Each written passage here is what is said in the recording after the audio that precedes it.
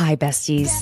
You've found your community bestie to share thoughts and opinions, recap the shows we love. Having too much fun. Bravo should be fun. And have piping hot gossip sessions about the celebrities and Bravo lebs we love, hate, and love to hate. He went on a podcast claiming he had a threesome with two women from the Real Housewives of Beverly Hills. Immediately, I was like, I wonder if it's Brandy and Carlton. I'm Caitlin Marshall, your pop culture and Bravo bestie. Allegedly allegations. And if you enjoy fun conversation between friends, listening to your bestie rant about shows we can't get enough of, plus enjoy a little bit of, well, ridiculousness. Oh my God. I'm sorry. There's a spider that is coming down. Hold on.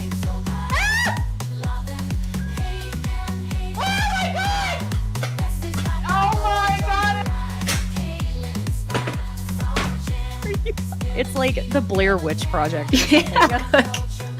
Oh my God. Has anybody seen my ring? Oh my God. I don't want to ruin the party or anything. Have you seen my ring? Oh my God. Can you look on the floor for my ring? God, someone's gonna kill me. Don't mess with me because I will come. What? Oh. Feel free to leave that in for whatever entertainment purposes. You're in the right place. So thanks for joining me on Besties by Bravo. Hi, besties. Thank you for joining today. It's Thursday, October 17th.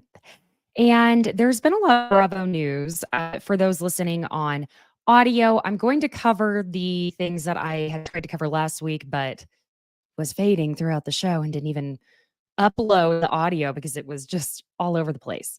So thank you, friends on YouTube, for bearing with me as I recount some of the things from last week, which I'm just going to start with the very first topic.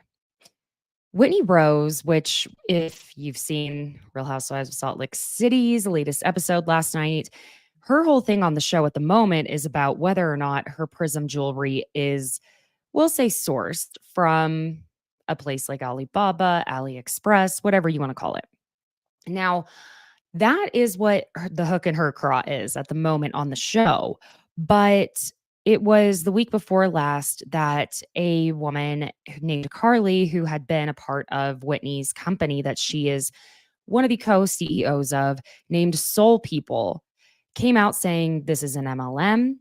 This is, we got screwed over.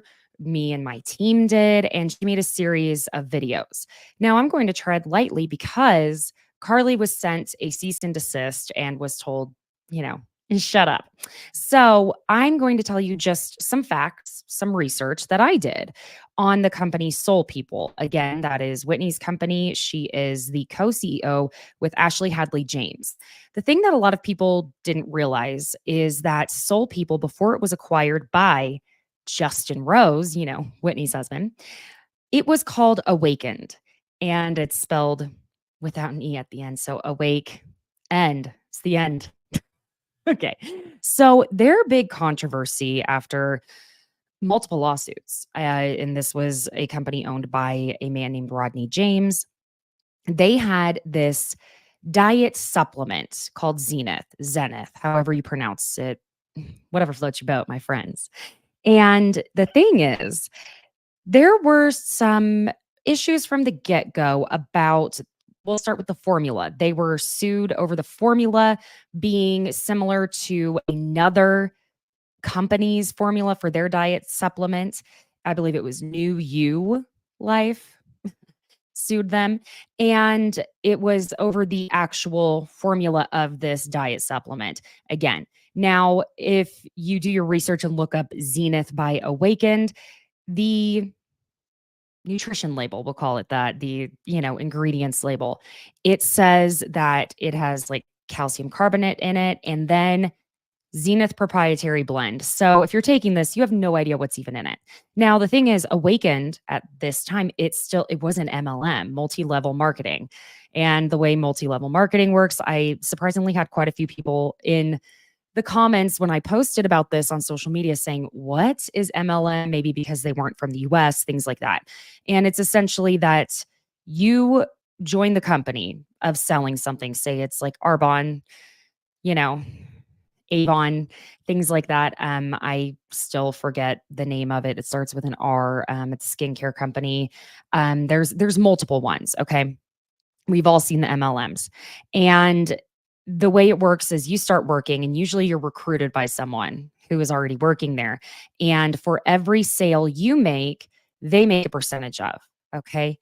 And they will be recruiting multiple team members, and it builds up like a pyramid till you get to the very top person who is making the most money. Now, the more people you have on your quote unquote team working under you, the more money you make. And then they're encouraged to recruit people to work under them. You make money off of that as well. Okay. So I think a lot of people, for the most part, know what an MLM is, but I did have a lot of people not understanding. Now, the thing with Zenith is that it wasn't totally working. It targeted leptin, the hormone leptin, as opposed to say Ozempic, which targets insulin. And it was supposed to basically send your brain the cues that you're full. Now, if you look up, say what WebMD, what leptin supplements can do for you, well, essentially it says that even if you could directly ingest the hormone leptin, your body would just digest it and nothing would happen. So typically they say on WebMD that this type of supplement for targeting leptin is usually pumped up with caffeine, which for some people can help with weight loss. Now, this was supposed to be targeting fat loss, right? The thing is, they were using doctored studies, like as in their scientific studies. We have scientific proof of results. They were doctored and they were borrowed from somewhere else. Okay. So then there was a whole thing of, well, the Zenith pill was not dissolving in the stomach. Yes, friends, it was like a situation with corn going number 2. Lovely. So it was not even being absorbed into the body. And they had to do a whole recall on it. And they basically gave their customers about 30 days to get a new product. They were not giving out money back, nothing. All they were getting was the new product for free if they reached out within 30 days. Okay. Now, amid all these lawsuits, if you look at Justin Rose's LinkedIn, it then lists him as being the founder or being the CEO, I should say, of Awakened. And they rebrand, relaunch, take down the whole website of Awakened, and start a whole new thing of it being Soul People. Now it says on his LinkedIn that he is the founder/co-founder of Soul People and lists Whitney and Ashley Hadley James as the co-CEOs. So this girl, Carly, posts on TikTok about how she and her team had been working with Whitney, working with the company, again, MLM. And they were supposed to be having this big conference that was for all the leadership and anyone who was working in the sales, we'll say, department of this company. Now, these girls had to pay for their own flights. They had to pay tickets that were $289 out of their own pocket. They had to pay for the hotels, everything. Then Soul People comes out maybe a week or two prior to when they're supposed to leave saying, we're not doing it anymore. We're rescheduling, not refunding the women their money, none of that. So Carly is rightfully unhappy. Yep, not a happy girl. And with that, she says, I'm done. I'm posting about it. So, she may have given me the information. And again, because she has received a cease and desist, I'm going to say allegedly, and this would have been prior to the cease and desist that she received, that they are intending to relaunch, maybe with a different formula, maybe just with a different name, a relaunch. Okay. We don't know exactly what that means of the Zenith diet supplement, because if you go to the Soul People site, you see that they have supplements on there. Okay. Along with Wild Rose. And from what I understand, they are rebranding Wild Rose to be a part of the Soul People brand. Whitney's where she sells the bath bombs. So there's that portion. Okay, I just wanted to catch our audio listeners up and anyone who last week was like, Caitlin, I can't listen to you anymore. You sound out of it, because I was. Okay. Tamra Judge. Friends, I have been blocked by Tamra on Instagram And I didn't say a single word to her at all. Oh man, yesterday feels like it was a lifetime ago. Yesterday, Tuesday. It was Tuesday. It was Tuesday. Still feels like it was 2 weeks ago. Everything with Tamra. My goodness. Okay. I know the besties here. You know what Tamra said on the Two Teas in a Pod podcast. Now on Tuesday, I woke up before the arse crack of dawn because I tend to do that on recording days. And I see that she had, or Two Teas in a Pod, I should say, had posted to Instagram with Tamara saying, I just found out something about myself that I didn't know. And I just went to therapy for the first time. And I found out that I am on the spectrum. Okay. Her one therapy session. Now, everyone, rightfully so, was like, what the F are you talking about? Because she followed this up with basically blaming her lack of empathy, her aggression, her behavior in general on possibly being on the spectrum, which that alone was incredibly offensive to anyone in the neurodivergent community, to anyone who has someone in their life with autism, to anyone who has ever been touched by someone having a brain that is wired differently. Because having autism, being on the spectrum, being neurodivergent, does not even remotely equate to a lack of empathy. Okay. So that's where the first part was incredibly offensive. The second part, and it also was dangerous because then that's the assumption that just people who are not considered having a, we'll say, normal, quote unquote, brain, which really, what is normal? I'm not, I'm neurodivergent. And it equates anyone who has neurodivergencies to people who don't have feelings and who lash out and have behavioral problems, which it can happen because of sensory overload, because of so many things. That's what was so incredibly offensive from the get and dangerous. On top of that, her trying to allude to the fact that she had one singular therapy session that she claimed was 2 hours long, and she could possibly be diagnosed as an adult with being on the spectrum. Now, here was, the thing. I saw people going ham on her online, and I was like, I'm not a mental health expert. Okay. I'm not. Might come as a shock to some of you, I'm sure. And my own therapist is quite a busy person. So I thought, I probably shouldn't bug her with, do you think Tamra Judge could actually be on the spectrum after one session? So I reached out to my friend, Melissa Reich, who is at Your Bish Therapist. She's been on this podcast before. She's so kind. She's so sweet. And she's very compassionate, very empathetic with her words, very wise. Okay. And she's educated. And I said, Melissa, I need to know your thoughts about Tamra and her alleged diagnosis that she's claiming she had. And she went, what? Let me go look at this. So she just reposts the reel from Two Teas in a Pod. And she ends up tagging me in it just because, it's a courtesy and it's the nice thing to do. She didn't have to, but it's a common courtesy between content creators. If you ever see someone take a screen grab from someone else and they don't credit them, that's as bad as a comedian stealing someone else's joke, just so you know. And it tells you a lot about that content creator if they do that. There are some that come to mind, but I digress. And all Melissa did in her caption was say, here are the facts about ASD.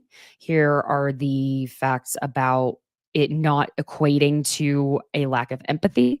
And it was very simple, very concise. She not only did not diagnose Tamra, because Tamra's not her client. She not only did not undiagnose Tamra, she did not call Tamra a liar. All she did was provide facts. Well, I'm going to have to tread carefully out of respect for Melissa here. But let's just say 30 minutes after the post was up, I don't see it. And so I send her a message and I'm like, hey, girl, what happened? Where'd it go? What happened to the post? And let's just maybe do some calculations. with the idea that Tamra was following, I don't know if she still is, Melissa, and they had spoken in the DMs before. So I, without making direct accusations or giving full knowledge of things, I wonder why Melissa felt she had to take the post down. Okay. Because at the same time, that is when Tamra put her first issuing of backpedaling in her Instagram stories. Now, I can't pull that back up because remember, I'm blocked. But she did backpedal quite literally within minutes, maybe seconds of Melissa removing the post. That was purely educational. But she did backpedal saying there are ongoing evaluations. All right.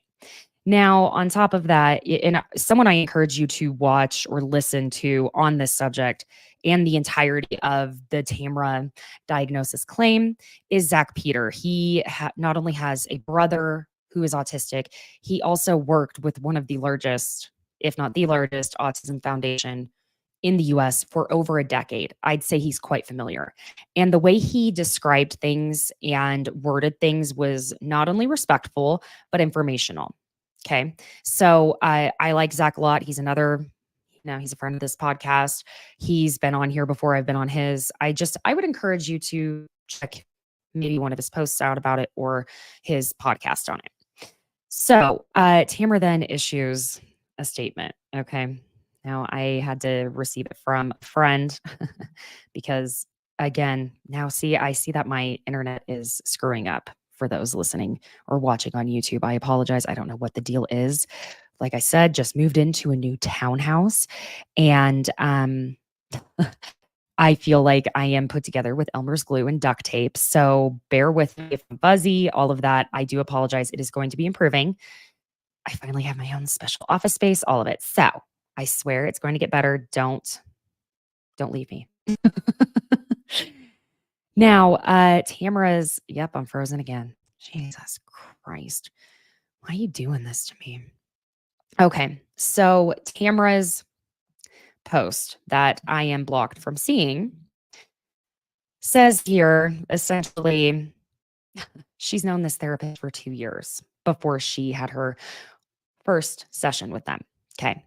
Where remember, she quote unquote received a diagnosis. All right.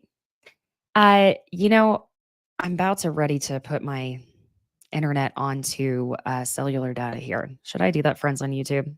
Yeah, because this is just like I'm freezing. Okay, give me 1 second. I'm coming right back. Stay with me. Jeez. Technology.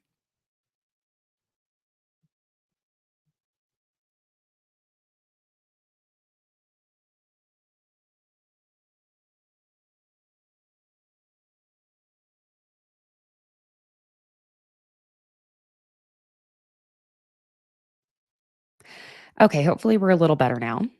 I'm hoping. Nope, it's still about the same. Fan-freaking-tastic. All right, well, I'm doing my best. Anywho, so Tamara apparently had known this therapist for 2 years before having her first therapy session with them. Okay, cool. So is this a friend or a therapist? Because there's, a bit of an ethical line being crossed there, in my opinion, but okay. Because anyone who has a therapist that lives in the same area as them, they start out the session with, hey, we live in the same area. We might run into each other. But okay, guess you can know them for 2 years personally before doing that. And I think what everyone's biggest issue with Tamara is that she, again, is using an alleged quote unquote diagnosis of this to excuse a lot of the behavior she's had over the years because she's been pretty out of control this season. And it was pretty frustrating to me that after really trying to, I don't know, not champion her, but really back up the idea that, look, we had to learn from some of the things with Lisa Rinna that if you don't have someone who's willing to play villain and willing to do it, there's no one to root for in any story, whether it's reality TV or otherwise. We have to have villains. We have to have heroes. There's nothing to cheer for, to be worried about without it. So I really still stand by that aspect. However, This was just too far. And I want to remind y'all, I went to Melissa with this reel because I thought, again, Dr. Google doesn't really tell me enough. And I wanted someone who could actually weigh in an educated way. And because I was tagged in the post, which I still have no problem with, Tamra blocked me. It says a lot. She also apparently blocked Bravoholics, I was told. It's just kind of a whole thing. What I hope for Tamara, because from things I've seen that are not on the public forum, she's not in a great place. So I think Tamara needs to take a break, take a step back from all the things she's doing and take a break because she seems to have skewed the line between reality TV show and real life. And again, it is supposed to be quote unquote real life, but it is heightened. Okay. I know all of you who listen are intelligent and you know that. Okay. Not even just intelligent, you're wise. So I think she needs a break. Yes. You know what? I always am worried I'm going to say your name wrong. Kay Petal. I agree. She needs a pause. Go on a pause. I'm on pause. That's what she needs. Okay. That is what she needs. So, yeah. There's so much more I want to say about all of that, but I'm going to wait until more things come out. Okay. Now, we're going to talk for a second here. Jennifer Aydin. Oh my God, girl. What in the hell? I guess Jennifer was on an Instagram live over the weekend or last week, and she claimed that she is coming back to Real Housewives of New Jersey and that she will also be coming back with Teresa and Dolores. Now, here's the thing. We've been hearing that there might be a reboot. It's been a mess. And I don't know that I have faith in reboots right now. I love each character we have on Roni, but it's not totally working yet, and it's hard. I think it should have just been rebooted a long time ago as part of that problem. But um on Radio Andy, oh, there was more I meant to say about the Tamra thing, but we'll get back to it. Okay. On Radio Andy, his co-host John asked Andy about what the deal was. Is this true what Jennifer Aydin is saying? And Andy's like, no, she said that. He was like, we've done nothing. I mean, we've done a lot, but no, that's not at this point. No, we're not confirmed for anything. And Andy's said that I wish her well. Oh, I'm sorry. That is like the ultimate like corporate speak, F off by Felicia type of thing. And he said, I wish her well. Yeah, I think wait until Bravo or I say something. How about that? Jennifer. And I don't feel like Andy likes her that much. I think she kind of irritates him because she doesn't shut up. Like she does not stop talking. And she will talk over anyone nonstop. Now, other news is that Dina Manzo's ex-husband, Thomas, was sentenced to 7 years in prison. Remember how the whole thing went down where he allegedly hired an alleged quote unquote mobster to assault Dina's current husband, David Canton? He was ordered back to jail. 84 months, honey, 84 months. And that's what you get, sir. Okay, this isn't going to be a super long show. Let me just say that because I'm trying to keep it a little more concise today. Now, something that it started out as amazing news. Katie Maloney confirmed on her podcast Disrespectfully that she does with Dana. Is it Kathon? Everyone always comes for me for how I pronounce people's names. And my God, I do my best. I swear to God, I do my best. I just sound like an idiot half the time. Can't help it. I come by it naturally. So she confirms that she has a boyfriend. Katie does. And she says she's in love. This is the best person she's ever met. And I was like, who is this guy? So of course, you know me, I did some digging. I should have provided for YouTube a photo here, but oh well, I know y'all have Google, you'll search him. It is allegedly a guy named Nick Martin who is a part of the band Sleeping with Sirens. Now, here's the thing. I was like, oh, okay, that's interesting. That's who that is. If you go over to Reddit, yeah, don't work on Reddit. I do.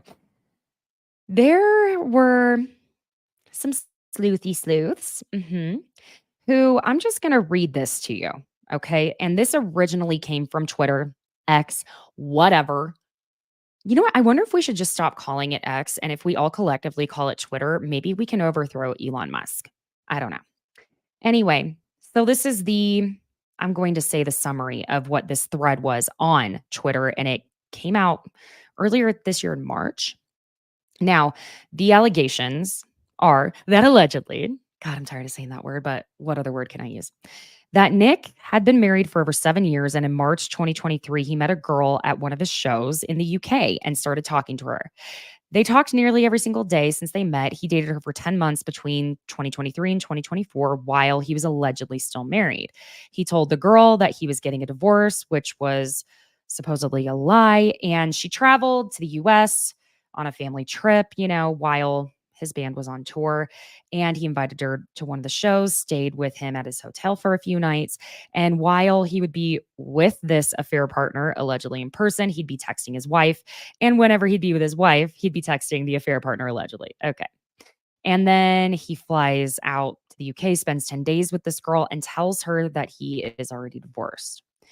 Then she finds out that he's still married and that she's allegedly been lied to for months. She tells his wife with all the proof, and she felt that she had been gaslit and manipulated, and she finds everything out. And allegedly, then his wife leaves and the girl leaves. Wife files for divorce. Now, I don't have Raya, obviously. Nick has allegedly been seen on Raya, the app, the dating app it's like the Tinder for famous and rich people. And allegedly, he was seen with another girl within a month of these breakups. And then this divorce was not amicable. And he's still, quote unquote, legally married on paper. But listen, at the same time, being, quote unquote, legally married on paper, divorces sometimes take a while. Like, I know someone that it's taking like 6 to 9 months at the moment. So, now they really accuse him of just being a lot of things. And it's a lot. I worry because I'm like, first of all, I love Katie so much. I want her to be happy and well. And I've always been a Katie fan. Even when it wasn't cool, I've always been team Katie Maloney. So some of this seemed like it could have been a bit of a vindictive ex. I don't know. It's a lot, Now, there are screenshots on Twitter. But again, I don't know. There were also allegations of like him not being sober anymore, that he claimed he was sober and all of this. I'm not going to speculate about someone's sobriety. That's their journey. That's something that we just can't really do. You know what I mean? This is going to be a short show. Holy moly. What I do want to say too, for a second, it looks like Rachel Leviss from Rachel Goes Rogue. That's what we'll say she's from. She ended her podcast, as in it's over. She's not doing it anymore. And I think it's wise because, girl, it was time to move on. You know what I'm saying? I just, yeah. I think it was time maybe before it even started. So that being said, good luck, Rachel. I wish you the best because apparently she's dating someone new. And I think that's the reason why she's stopping the podcast. I don't know, girl. Go live your life. Be healthy, be free, be happy. Okay. Do it. Well, besties, I'm going to see if I have the time to do a Salt Lake City audio only episode this weekend. I will do my best. But if I don't, I'm going to make it another double episode next week just because this week's episode wasn't not a lot happened except that we saw YouTubers / podcasters really getting a little too involved You know what I'm saying? In these housewives business, it's really fascinating to me that, on Jersey, anyone speaking to a blogger, it was like blasphemy, which I'm not saying it was okay, especially the way they were doing it. But also last year, it was absolute mayhem that a content creator weaseled their way onto the cast. And then we have Whitney speaking to Up and Adam on the episode, having him dig up who may or may not have been saying that Prism is sourced from Alibaba. Alibaba. And here's the thing. I originally was like, well, maybe Alibaba AliExpress stole the photos. It's possible. But I'm hearing that it didn't happen.